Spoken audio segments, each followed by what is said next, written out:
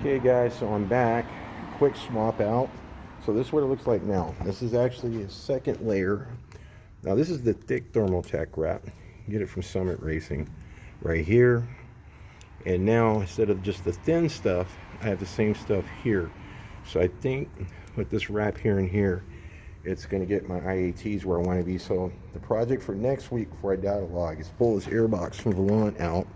I'm going to wrap this front edge, this edge here, and back here. These are all the areas where it's getting banged on by heat. So actually that'll keep the air colder in the air box before it even hits my MAF housing and my IAT sensor.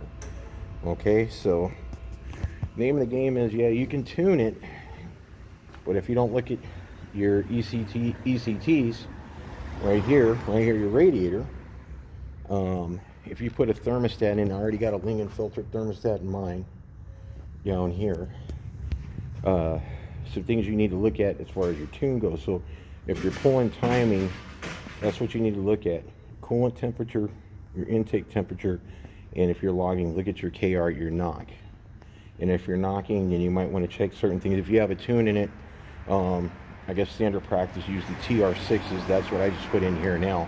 Stock, this thing was at 19 degrees on the higher end, and now we got it turned up to 24. Play with torque management too, and damn, this thing, I don't even have the cam in it yet, and this thing runs like a bat out of hell.